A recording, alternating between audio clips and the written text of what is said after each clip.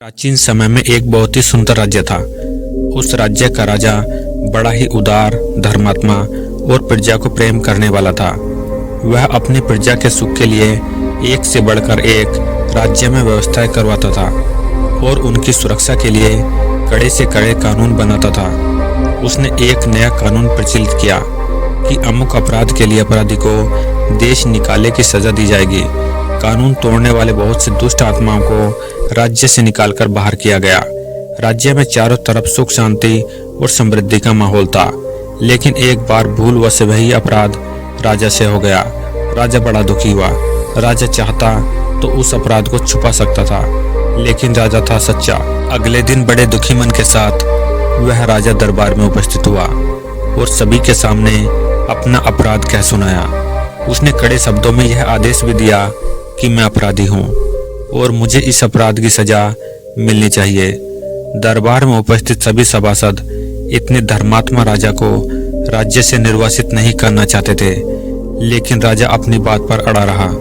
उसने स्पष्ट शब्दों में कहा, जब राज्य के कानून को मैं नहीं मानूंगा तो प्रजा उसका किस प्रकार पालन करेगी, इसलिए मुझे देश निकाला होना ही चाहिए। अंततः राज दरबार में यह निर्णय हुआ कि राजा को राज्य से निर्वासित कर दिया जाए, लेकिन अब प्रश्न था कि अगला राजा किसे बनाया जाए।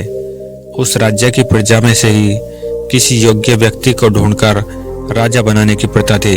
जब तक नया राजा न चुन लिया जाए तब तक उस पुराने राजा को ही कार्यभार संभालने के लिए विवश किया गया और यह बात उस राजा को मजबूरन माननी पड़ी।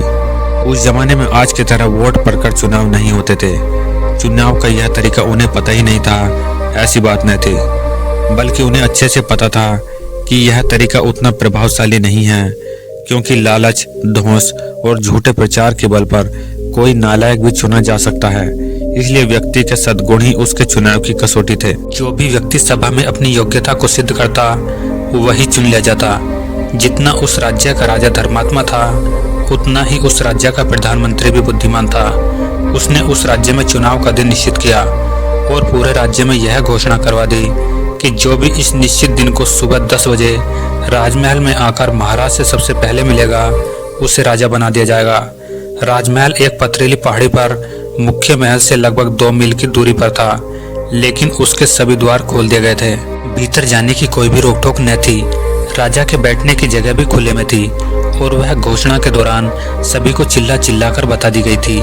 राजा के चुनाव से 2 दिन पहले प्रधानमंत्री ने सारा शहर खाली करवाया और उसे अच्छी तरह से सजवाया। सभी प्रकार के आराम और भोग विलास की वस्तुएं पूरे शहर में जगह जगह रखवा दी गई और उन्हें लेने के लिए सभी को छूट थी।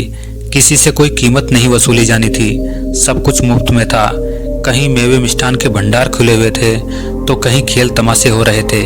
कहीं आराम के लिए मखमली पलंग बिछे हुए थे तो कहीं सुंदर वस्त्र आभूषण मुफ्त में मिल रहे थे। सुंदर और कोमल अंगों वाली युवतियां लोगों की सेवा सत्कार के लिए खड़ी थी। जगह जगह राज के नौकर गिलास में दूध और शरबत के गिलास लिए खड़े थे। इत्रों के छिड़काव और चंदन की सजावट से पूरा शहर महक रहा था। शहर की हर एक गली ऐसे सजी हुई थी मानो कोई राजमहल हो। चुनाव के दिन से ही राजमहल के सारे द्वार खोल दिए गए और लोगों को उस सजे हुए शहर में आने की अनुमति दे दी गई। शहर के बाहर खड़े प्रजाजन जब शहर में घुसे तो उसकी सजावट देखकर हक्के बक्के रह गए।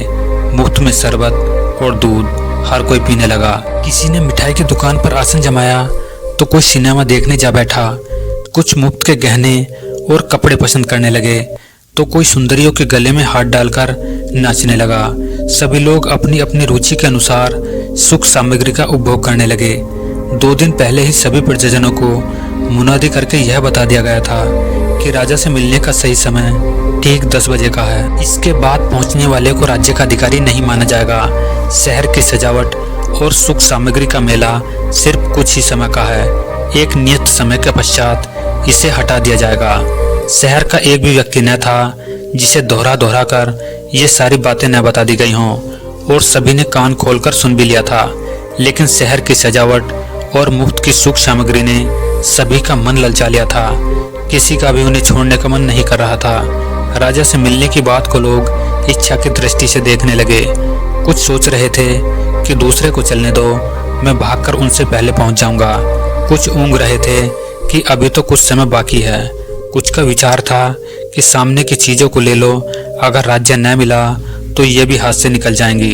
कुछ तो राज्य मिलने की बातों का मजाक बनाने लगे कि ये गप तो उड़ाई गई है, ताकि यहाँ मिल रही सुख भोग की वस्तुओं का आनंद न उठा सके। पूरी भीड़ में से एक दो ने हिम्मत की और शहर से निकलकर राजमहल की ओर चले, लेकिन थोड़ी दूर चलने पर ही महल के पथरीले रास्ते, पहाड़ी की ऊंचाई और शहर की सुंदरता ने उनका मन बदल दिया और वो उल्टे पांव शहर वापस चले आए। सारा नगर सुख भोग के संसाधनों में डूब चुका था। किसी को भी समय का ख्याल ना रहा। 10 बज चुके थे, लेकिन हजारों प्रजाजनों में से कोई भी राजमहल ना पहुंच सका। बेचारा राजा दरबार लगाए अकेला बैठा रहा। प्रधानमंत्री मन ही मन खुश हो रहा था कि उसकी चाल कैसी सफल रही। जब राजा से मिलने कोई ना आया तो मजबूरन उसी राजा को फिर से राज्य का कार्यभार संभालना पड़ा।